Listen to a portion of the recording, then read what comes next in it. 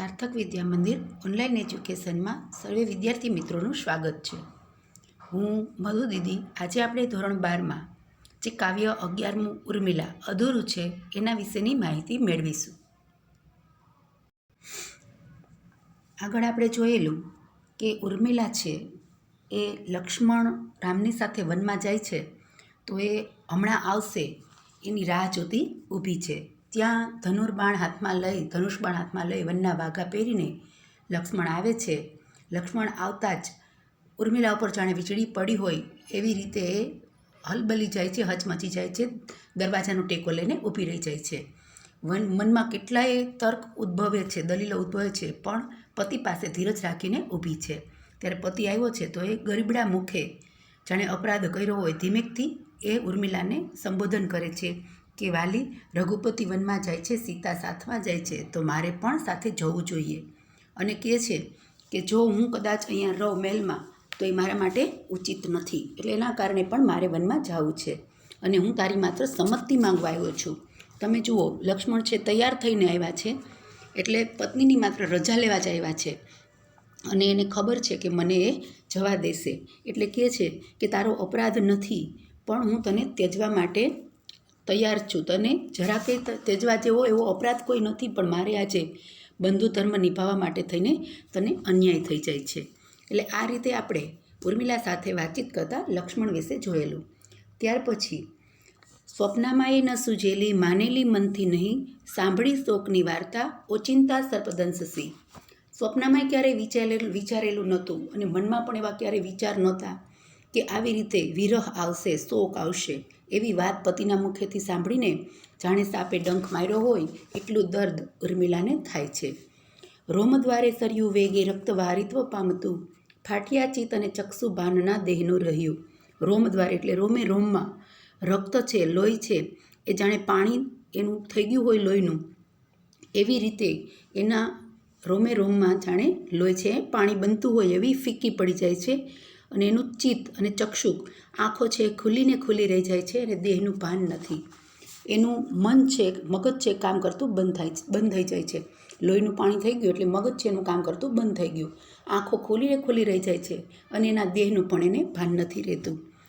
કાષ્ટની પૂતળી જેવી ઊભી સ્તબ્ધ બની રહી, વૃત્તિઓ સર્વવાલાની વિલોકી મુખ વાંચતી. સ્તબ્ધ બનવું, ચોકી જવું. કાષ્ટ એટલે લાકડું. લાકડાની પૂતળી જાણે ઊભી કરી દીધી હોય, નિર્જીવ પૂતળી બની ગઈ હોય એવી ઉર્મિલા નિર્જીવ બની ગઈ છે પતિની આ વાત સાંભળતા જ. એ વાલાની વૃત્તિઓ એટલે એનું વર્તન છે જે લક્ષ્મણ સાથે જાય છે. ઉર્મિલાને ખબર પણ નથી કે લક્ષ્મણ સાથે જવાના છે ને અચાનક જ રજા લેવા આવ્યા છે. એટલે આવી એની જે વાત છે એ સાંભળીને લાકડાની પૂતળીની જેમ નિર્જીવ બની જાય. વિલોકી મુખ વાંચતી. પતિનું મુખ વાંચીને એના મુખ ઉપરના ભાવ જોવા માટે એ લક્ષ્મણની સામે જોયા કરે છે. આંતરનાદ ન કંઈ કીધો, ના ચેષ્ટા સ્નેહની કસી, સ્નેહ શૌર્ય ધરી ઊભી આપદ ભાર ઉઠાવતી. આંતરનાદ ન કંઈ કીધો. આંતરનાદ એટલે ખૂબ જ દુઃખી અવાજ, અંદરથી જે અવાજ નીકળતો હોય દુઃખેલો, એને આંતરનાદ કહેવાય. કોઈ પણ સ્ત્રી છે, ઉર્મિલાની જગ્યાએ કોઈ બીજી સ્ત્રી હોય તો એ સામાન્ય વાત સાંભળીને પણ અરે રે કે એવા કોઈ પણ ઉદ્ગાર ભરેલા વાક્યો બોલે છે, એને આંતરનાદ કહેવાય. દુઃખ ભરેલા વચનો બોલે છે, એ આંતરનાદ કહેવાય. તો અહીંયા ઉર્મિલા છે એ તો જાણે સ્તબ્ધ બની ગઈ છે, લાકડાની પૂતળી બની ગઈ છે. નથી કોઈ રડવું એને આવતું, કે નથી કોઈ વિલાપ કરતી, કે નથી કોઈ સ્નેહની એવી ચેષ્ટા કરતી. પોતાને એટલી ધીરજ એણે ધરી લીધી છે, કદાચ સ્નેહથી એ લક્ષ્મણની સાથે કોઈ વાતચીત કરે તો એના સ્નેહને વશ લક્ષ્મણનું મન છે એ ભાઈ ભાભીની સેવામાં ન ખૂચે અને ઉર્મિલાના જ એને વિચાર આવ્યા કરે. એટલે એવી કોઈ સ્નેહની ચેષ્ટા પણ નથી કરતી. સ્નેહ શૌર્ય ધરી ઊભી આપદ ભાર ઉઠાવતી. પરાક્રમરૂપી સ્નેહ ધરીને ઊભી છે કે જાઓ તમારે આપદ ભાર એટલે વિપત્તિનો જે ભાર છે એ ઉપાડવા પોતે તૈયાર છે. એટલી ધીરજ એણે રાખેલી છે કે લક્ષ્મણને જરા પણ એ પોતાના દુઃખ વિશે એ કોઈ અણસાર પણ આવવા નથી દેતી કે પોતાને કેટલી વેદના છે, પોતાને કેટલું દુઃખ છે. પતિથી 14 વર્ષ દૂર રહેવું એટલે ખૂબ જ મુશ્કેલ વાત છે એના માટે, પણ એવો કોઈ ભાવ પોતાના મોઢા ઉપર લાવતી નથી. એટલું એને પરાક્રમ, સ્નેહરૂપી પરાક્રમ એણે ધરી રાખ્યું છે. સ્નેહ ગર્વ નથી જેને, સ્નેહ શોક ન એ ધરે, તૂટ્યા આભને ઝીલી લેવાની શક્તિ એ ઉરે. સ્નેહનો કોઈ ગર્વ નથી અને સ્નેહનો શોક પણ એ ધરતી નથી. પોતાનો પ્રેમ છે પ્રેમ પણ બતાવતી નથી, અને શોક પણ છે એ શોકને પણ ધારણ કરતી નથી. આભ તૂટે તો ઝીલી લેવાની તાકાત એના અંતરમાં આજે જાણે આવી ગઈ છે. આભ તૂટવું એટલે ખૂબ જ મુશ્કેલીઓ આવે, તો એ મુશ્કેલીઓને પણ એ આજે સહન કરી લેતી હોય એટલું એનું હૃદય કઠણ કરીને ઊભી છે. તૂટતા તૂટતા તા પ્રત્યે લાગ્યો વર્તમાન કૃદંત, જીલી લ પ્રત્યે લાગ્યો સંબંધક ભૂતકૃદંત, લેવાની વાની પ્રત્યે લાગ્યો ભૂતકૃદંત. એટલે આવી રીતે આ પંક્તિમાં 3 કૃદંતવાચક શબ્દ આવ્યા. કે આભ તૂટે તો આપણે એમ કહીએ છીએ કે આભ તૂટે તો તીગડું મારવા ન જવાય, એટલે કે અપાર મુશ્કેલીઓ આવે તો ત્યારે કોઈ એનો ઉકેલ મળતો નથી. તો અત્યારે પણ તૂટેલું આભ, ઉર્મિલાને પર આભ તૂટી પડ્યું છે, પણ એ ઝીલી લેવાની તાકાત એણે હૃદયમાં ધારણ કરી લીધી છે. હજારો બાણને ઝીલે વીર જેમ વપુ વડે, એ ક્રમે ઝીલતી ઊભી વિપદ્વજ પ્રહારને. હજારો બાણને ઝીલે વીર જેમ વપુ વડે, વપુ એટલે શરીર. રણભૂમિમાં યોદ્ધા છે તો યોદ્ધાની ઉપર બાણોનો વરસાદ વરસતો હોય તો પણ એનું શરીર છે એ બાણોના પ્રહારને ઝીલી લેતું હોય છે. તો એવી જ રીતે અત્યારે ઉર્મિલા છે એ જે વજ્ર પ્રહાર, વિપત્તિ જે આવી છે, વિપદ્વજ પ્રહાર એટલે વજ્રનો જે પ્રહાર થાય છે, ઇન્દ્રનું ધનુષ છે વજ્ર, એનો પ્રહાર ક્યારેય ખાલી ન જાય એવું કહેવાય છે. તો એ પ્રહાર, વિપત્તિરૂપી જે પ્રહાર થયો છે એને એ ઝીલતી ઊભી રહી ગઈ છે, એક વીર યોદ્ધાની માફક, સુરવીર યોદ્ધાની માફક. આગળ પ્રશ્ન બનશે કે લક્ષ્મણ ઉર્મિલાને વીર યોદ્ધાની સાથે સરખાવે છે, શા માટે? તો એના માટે આપણે એમાં સિદ્ધતું સર્વથા થઈ અથવા તો ઉર્મિલાની જે ચરિત્ર ચિત્રણ છે અથવા લક્ષ્મણ ઉર્મિલાનું બહુમાન કેવી રીતે કરે છે એમાં આ પંક્તિમાંથી જવાબ આવશે. એટલે કે વીર યોદ્ધાની માફક જે વિપત્તિ તૂટી પડી છે એ વિપત્તિને ઝીલવા તૈયાર થઈ ગઈ છે. ઝીલતી એ કૃદંતવાચક શબ્દ બન્યો. રૌપ્ય ઘંટા અહો વાગી ઉખડ્યું મુખ આખરે, સ્નેહના સૂત્રસા શબ્દો મંદ મંદ સરી પડે. રૌપ્ય ઘંટા, રૂપાની ઘંટડી જેવો મીઠો અવાજ, મીઠા અવાજથી એનું મોઢું ખુલે છે, અને સ્નેહથી ભરેલા સૂત્ર એટલે કે સ્નેહથી ભરેલા શબ્દ એ બોલે છે. મંદ મંદ સરી પડે, ધીમે ધીમે પતિની સાથે એ બોલે છે. રૌપ્ય ઘંટા છે તો એ શબ્દ સમૂહ પણ બની શકે કે રૂપાની ઘંટડીનો અવાજ, તો એના માટે બને રૌપ્ય ઘંટા. ધીમે ધીમે મીઠા વચનો બોલવા એ તૈયાર થાય છે. વાલા ધર્મ વિચારીને અનુજનો ઈચ્છો અરણ્ય જવા, સી રીતે અવરોધ થાય મુજથી સત્કાર્યને સેવતા. આગળ લક્ષ્મણે વાલી સંબોધન કર્યું હતું, એવી જ રીતે ઉર્મિલા છે એ લક્ષ્મણને વાલા સંબોધન કરે છે કે ધર્મનો વિચાર કરીને અનુજનો જે અનુજ એટલે નાનો ભાઈ, તો તમે અનુજનો જે ધર્મ છે એ ધર્મને કારણે તમે અરણ્ય એટલે કે વનમાં જવા તૈયાર થયા છો, તો એમાંથી મારાથી આ સત્કાર્યમાં કોઈ અવરોધ નાખી શકાય નહીં, એટલે કે હું એમાં અવરોધરૂપ બની શકું નહીં. ઉકેલ્યું દુઃખ આપના હૃદયનું તેમાં ન વૃદ્ધિ કરું, કહેવાનું કંઈ ઉદ્ભવે ઉર વિશે તો એ કશું ના કહું. કે તમે જે તમારું દુઃખ છે બંધુ ધર્મ નિભાવવા માટે તમે જે મને અન્યાય કરો છો એ દુઃખને હું વાંચી શકું છું, તો એમાં હું કોઈ વિઘ્ન નાખી ન શકું, હું મારી કોઈ વાત કરીને તમારા દુઃખમાં વધારો ન કરી શકું. કેટલુંય કહેવાની ઈચ્છા છે ઉરમાં દિલમાં, પણ તોય હું તમને આજે કશું નહીં કહું. નિસંગે વસવાતણો હઠ કરીના કષ્ટ આપું વધુ, ચિંતા ભાર વધારવો તમ શિરે એ યોગ્ય હું ના ગણું. નિસંગે વસવા છે એ વા પ્રત્યે લાગ્યો હેતવર કૃદંત બન્યું કે સાથે આવવાની જીદ કરીને હું તમારું કષ્ટ ન વધારી શકું. લક્ષ્મણ છે તો આપણે સૌ કોઈ જાણીએ છીએ, હમણાં જ રામાયણ આપણે સૌએ જોયું છે કે રામ અને સીતાની સેવા ચાકરી કરતાં કરતાં લક્ષ્મણ છે 14 વર્ષ સુધી ઊંઘ્યા નથી. 14 વર્ષ સુધી એમણે રામની અને સીતાની રખેવાળી કરેલી છે. તો આવી રીતે જો કદાચ ઉર્મિલા સાથે જાય તો લક્ષ્મણ ઉપર એની સુવિધાનો, એની સુરક્ષાનો પણ ભાર આવી શકે. એટલે કે છે કે સાથે આવીને તમારી ઉપર હું વધારે કષ્ટ ન નાખી શકું, ચિંતાનો ભાર તમારો વધે એવું હું નથી યોગ્ય ગણતી. કે તમારી માથે આપને સૌ કોઈને પ્રશ્ન થાય કે રામની સાથે સીતા જતા હતા તો લક્ષ્મણની સાથે ઉર્મિલા કેમ ન જાય? પણ અહીંયા ઉર્મિલા છે એણે પતિ વિરહ સહન કરતાં કરતાં 14 વર્ષ સુધી વડીલોની સેવા ચાકરી કરી છે, અને ઉર્મિલા છે એણે લક્ષ્મણ શાંતિથી રામ સીતાની સેવા કરી શકે એટલા માટે થઈને સાથે નથી જતા, અને અહીંયા ને અહીંયા રોકાઈ જાય છે. એટલે આ પંક્તિમાં કહે છે કે સાથે આવવાની હઠ કરું તો તમારું કષ્ટ વધે અને તમારા શિરે તમારા માથે ચિંતા મારી વધે, તો એવી હું યોગ્ય નથી ગણતી. ચિંતા અંતરની દૈતને સંગી થવા ઈચ્છવું, એથી ઉત્તમ વિપ્રયોગ સહીને હા ચિત્ત ચિરાવવું. કે તમને દૈત એટલે પતિ, મારા અંતરમાંથી જે ચિંતા છે મારી, એ ચિંતા તમને હું તમારી માથે નાખું અને તમારી સાથે આવવા ઈચ્છું, તો એના કરતાં તો ઉત્તમ છે કે હું અહીંયા રહીને વિપ્રયોગ એટલે વિયોગ તમારો સહી લઉં. મારો હૃદય વિંધાઈ જાય છે, પણ હું તમારી ઉપર ભાર નાખવા માટે થઈ અને તમારી સાથે નહીં આવું. એટલે આ રીતે લક્ષ્મણને આવી વાત કરે છે. ત્યારે લક્ષ્મણ બોલે છે, ધન્ય ધન્ય તને દેવી અનેરી કોઈ ઉર્મિલે, ધર્મ સંકષ્ટ સ્નેહીનું તું સખી સમજી ખરે. ધન્યવાદ કહે છે, ઉર્મિલાનું બહુમાન કરે છે કે તું ધન્ય છે કે તારે મારા સાથે આવવાને બદલે તું કોઈક અનેરી ઉર્મિલા દેખાય છે.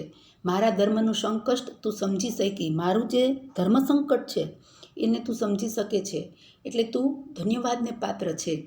હજારો કષ્ટ હૈયાનાને ચિંતાની પરંપરા, સહી લેવા તણી સહેજે તૈયારી તે કરી આહા, ચિત્તને ચીરતા ભૂંડા વિલાપો નહીં તે કર્યા. હજારો વિશેષણવાચક શબ્દ બન્યો. કષ્ટ હૈયામાં હજારો કષ્ટ છે અને ચિંતાઓને તો કોઈ પાર નથી, ચિંતાઓ અપરંપાર છે. એ બધું સહન કરવા માટે તે તૈયારી સારી કરી લીધી છે. લક્ષ્મણ વગરનું રહેવાનું છે તો એ કષ્ટ છે, ચિંતા છે. એટલે લક્ષ્મણ છે ઉર્મિલાને બહુમાન કરતાં કહે છે કે તું ધન્યવાદને પાત્ર છે કે તે બધી તૈયારી કરી લીધી છે. મને તો એમ હતું કે ચિત્તને ચીરતા ભૂંડા વિલાપો નહીં તે કર્યા, કે તું અંતર વિંધાઈ જાય એવા રોકકડ કરીશ, સાથે આવવા માટે જીદ કરીશ અને ખૂબ જ તું વિલાપ કરીશ એવું મેં સમજેલું, પણ તે એવું કંઈ કરેલું નથી. ચિત્તને ચીરતા ભૂંડા વિલાપો તે ન કર્યા. કે વનવાસમાં જવા માટે થઈને અણધાર્યા વિઘ્નો નાખવા, તો એના કરતાં તો હું અહીંયા સાથે રહીશ અને ભૂંડા વિલાપો કરવાને બદલે એ સમજી શકે છે, એટલે સહન કરવાની તૈયારી પોતે કરીને ઊભી છે. સંસાર સેવકોથી તું જુદી કોઈ સુરાત મજા શબ્દ સમૂહ દેવોની પુત્રી એટલે સુરાત મજા. સુર એટલે દેવ, આત્મજા એટલે પુત્રી. સંસારના જે લોકો છે એનાથી કોઈક જુદી જ છે તું, દેવી પુત્રી તું કહેવાય છે. કર્તવ્ય પાળવા કેરો હર્ષ તું હણી નાખશે.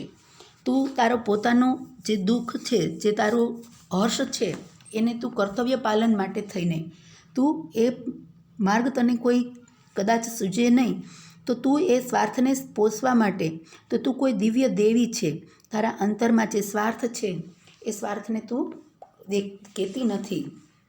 સ્વાર્થ એટલે કે પોતાને પતિ વગર શું કામ એને પોતે રહીએ, કોઈ વાકગુનો નથી તો પતિ વગરને શું કામ એને પોતે અહીંયા રહીએ, પણ કર્તવ્ય પોતાનું છે એટલે પોતાની ખુશી, હર્ષ, પોતાની ખુશીનું એ દરકાર કરતી નથી, પોતાની ખુશીનું પણ એને કોઈ ભાન નથી. વનવાસ વિશે વિઘ્નો હા અતર્કિક આપશે, એટલે કે વનવાસમાં કેટલાય વિઘ્નો હશે, અણધાર્યા એવા વિઘ્નો પણ આવશે અથવા આવવા સંગે હઠબુરો બતાવશે.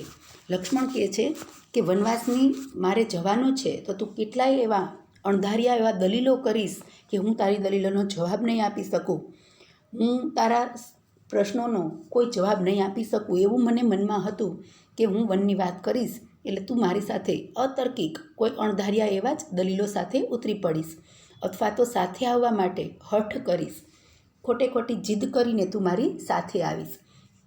સીતાનો દાખલો લેવા તું અવશ્ય ઊભી થશે. હતી એ અંતરે ભીતિ, ઉપાયો સૂચતા નથી. સીતાનો દાખલો લેવા એટલે કે સીતા સાથે જાય છે, રામની સાથે સીતા જાય છે, તો હું કેમ તમારી સાથે ન આવી શકું?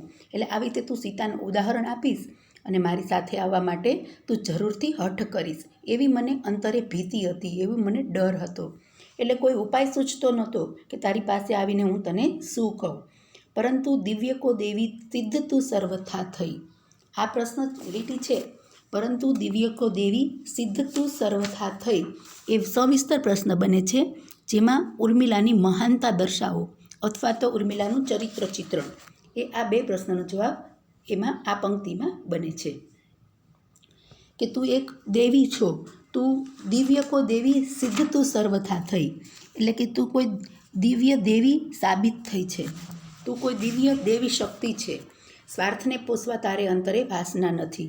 પોતાનો સ્વાર્થ છે તો એના પોતાનો સ્વાર્થ કે પતિ અહીંયા જ રોકાય એવી કોઈ વાસના, એવી કોઈ ઈચ્છા તારા અંતરમાં નથી. સ્નેહીના ચિત્તને શોભે એવી તે શાંતિ સાચવી, કે મને યોગ્ય રીતે વિદાય આપી શકે એટલી ધીરજ તે રાખી છે. સંગે રેવું નિજ હૃદયનો ભાર ઉતારવાને, ને વાલાને કુશલ નિરખી અંતર રાંચવાને. કે સાથે રહેવું છે નિજ હૃદયનો ભાર ઉતારવાને, એટલે કે પોતાના હૃદયનું હળવું કરવા માટે પોતે સાથે રહીએ અને વાલાને કુશળ જોઈને મનમાં ને મનમાં એ આનંદ પામે. પોતાનો પતિ પોતાની નજર સામે હોય તો એને કોઈ જાતની તકલીફ ન રહે, અને પોતાનો પતિ ખુશ છે તો પોતે ખુશ છે. એટલે એવી રીતે પોતાના આનંદને માટે મનમાં જે આનંદ છે એ આનંદને કારણે પોતાના પતિને કુશળ નિરખવા અને સાથે રહીને પોતે હૃદયનો ભાર ઉતારે. દુઃખ કોઈ હોય હૃદયમાં તો પતિને કહે તો હળવો થઈ જાય. એ તો વાલી અધમ ઉર્નો સ્વાર્થ કે સ્નેહ ગર્મ, સ્નેહી કેરું હૃદય સમજે તે તણું તત્વ સર્મ. કે એવું જો મનમાં હોય તો એ તો અધમ ઉરનો સ્વાર્થ છે. અધમ એટલે કે એ તો કોઈક એવું આપણા ખોટા વિચારો છે એવા, કે સ્વાર્થ અને સ્નેહ ગર્વ પતિની સાથે રહીને એવો અધમ એટલે કે નીચ પ્રકારનો એવો ભાવ તારા દિલમાં નથી. સ્નેહીનું હૃદય તું સરસ રીતે સમજી શકે છે. સ્નેહી એટલે પોતાનો પતિ, પતિના મનની વાત તે સારી રીતે સમજી લીધી છે. ચિંતા ભૂંડી હૃદય અણતી સોંપવી સ્વામી ચિત્તે, ને રક્ષાની કઠિન કૃતિમાં રોકવો સર્વ રીતે. પોતાના મનમાં જે હૃદયમાં પરેશાની છે એ પરેશાની પોતે બતાવી અને એમાં પોતાના સ્વામીને ચિત્તની સ્થિર એને એમાં રોકી રાખવો. પોતાના પતિને પોતાના દિલની વાતો કરવી અને પતિ અહીંયા પોતાનામાં જ તલ્લીન થઈને રોકાઈ જાય એવી રીતે પોતાની રક્ષા કાજે એને અહીંયા રોકી રાખવો, એવી રીતે તે પ્રયાસ કોઈ કરેલો નથી. લૂંટી લેવું વિષમ વનમાં સર્વ સ્વાતંત્ર્ય એનું, એ વાલી તે ઉચિત ન ગણ્યું ધન્ય હા ધૈર્ય તારું. પોતે જો કદાચ સાથે જાય તો પોતાની રક્ષાનો ભાર પણ લક્ષ્મણની માથે આવે. એટલે કે રામ સીતાની સાથે સાથે ઉર્મિલાની પણ રક્ષા કરવી પડે. તો ઉર્મિલાનું ધ્યાન રાખવામાં લક્ષ્મણ કદાચ રોકાઈ જાય તો રામ સીતાની સારી રીતે સેવા ચાકરી ન કરી શકે. એટલે કે વનમાં જેની સ્વતંત્રતા છે, પોતે એકલો છે, પોતાનો પરિવાર સાથે નથી, તો એને કોઈ એની ચિંતા નથી. પોતાના પૂરતી જ એને ચિંતા રહે. એટલે વનમાં એ સ્વતંત્ર રીતે જે કાર્ય છે એ કાર્યમાં સાથ દઈ શકે. ઉર્મિલા સાથે જાય તો એની સ્વતંત્રતા લૂંટાઈ જાય. એ વાલી તે ઉચિત ન ગણ્યું ધન્ય હા ધૈર્ય તારું, ના શિક્ષાના કથન કથવા યુક્ત તારા સમીપે. કે તે આ ઉચિત નથી ગણ્યું કે સાથે આવવાનું. એટલે ધન્ય છે તારી ધીરજતાને. તો હવે તું આટલી ધીરજ રાખીને ઊભી છે, તું શૂરવીર યોદ્ધા જેવી છે, શૂરવીર બની ગઈ છે, ધીરજ તારી અતૂટ છે, તો કોઈ એવા બોધ વચન, શિક્ષાના કથન કથવા એટલે કે એવા બોધ વચન મારે તને કોઈ કહેવા ન જોઈએ. લક્ષ્મણ 14 વર્ષ માટે જાય છે, ઉર્મિલા અહીંયા છે, તો કદાચ એવું કહી શકે કે માતાઓનું ધ્યાન રાખજે, કે રાજમહેલમાં કોઈને કોઈ તકલીફ ન પડે, સૌની સેવા ચાકરી કરજે, આવા કોઈ બોધ વચન એ કદાચ બોલે. પણ ઉર્મિલાની ધીરજતા જોઈને લક્ષ્મણ એવું કહે છે કે એવા બોધ વચન તને કહેવા યોગ્ય નથી, ને આશ્વાસો પણ ઉચ્ચરવા વ્યર્થ જેવા દિશે છે. કોઈ આશ્વાસનવાચક શબ્દ બોલવા એ પણ અત્યારે મને નકામા લાગે છે. ઉત્પાતોને તુજ હૃદયનો કંપ દેખી શકું છું, તો એ તારી ધૃતિ નિરખતા સ્વાસ્થ્ય સેવી શકું છું. ઉત્પાતોને તુજ હૃદયનો કંપ દેખી શકું છું. ઉત્પાતો મનમાં જે કેટલાય ભાવ ઉત્પન્ન થયા છે, એ ભાવ તારા મનના ભાવ, તારા મનનો દુઃખ, તારો હૃદયનો કંપ એટલે કે તારું હૃદય જે જોર જોરથી ધડકે છે, વિરહ વ્યથાને સહન કરવા માટે જ્યાં તારા મનમાં જે ભાવ છે એ બધા જ હું દેખી શકું છું, હું એ બધું જ પામી શકું છું. પણ તોય તારી ધૃતિ નિરખતા, ધૃતિ એટલે ધીરજતા, તારી તોય ધીરજ જોઈને હું સ્વાસ્થ્ય સેવી શકું છું. એટલે કે હું કુશળ રીતે ધીરજ તારી જોઈને હું સ્વસ્થ રહી શકું છું. મનમાં જે ધમસાણ વિચારો ચાલે છે, એ કંપન છે, એ બધું જ લક્ષ્મણ કે હું પામી શકું છું, પણ તે ધીરજ રાખી છે તો હું સ્વસ્થ રીતે રહી શકીશ વનમાં જઈને. પતિએ પીઠ કીધીને દઈતા દેખતી રહી, અંતે હાય કઈ બાળા મૂર્છિતા ભૂતલે પડી. જેવી લક્ષ્મણે પીઠ ફેરવી કે તરત જ દઈતા, દઈતા એટલે પત્ની, આગળ દૈત શબ્દ આવ્યો તો જે પતિ થાય, અહીંયા દઈતા એટલે પત્ની. જેવી લક્ષ્મણે પીઠ ફેરવી કે તરત જ એ ઉર્મિલા અંતે હાય કઈ બાળા મૂર્છિતા ભૂતલે પડી, મૂર્છિત થઈને, મૂર્છા ખાઈને જમીન ઉપર ફસડાઈ પડે છે. જ્યારે લક્ષ્મણ સામે હતા ત્યારે એ ખૂબ જ ધીરજ રાખીને લક્ષ્મણની સાથે વાતોચીતો કરતી હતી. પણ જેવા લક્ષ્મણ જવા માટે તૈયાર થાય છે કે તરત જ ઉર્મિલા છે એ પતિ વિયોગમાં મૂર્છિત થઈ જાય છે અને જમીન ઉપર ફસડાઈ પડે છે. હોમવર્ક માટેના પ્રશ્નો છે એમાં 2-3 વાક્યમાં જે જવાબ છે એમાંથી આપણે વનમાં જવા અંગે પતિની વાતની ઉર્મિલા ઉપર શી અસર થાય છે? વનમાં જવા અંગેની પતિની વાતની ઉર્મિલા ઉપર શી અસર થાય છે?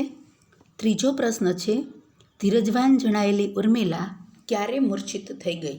એટલે કે બીજા પ્રશ્નનો પહેલો અને ત્રીજો પ્રશ્ન એ આપણે લખવાના છે અને સવિસ્તર 2 પ્રશ્ન આપણે લખવાના છે.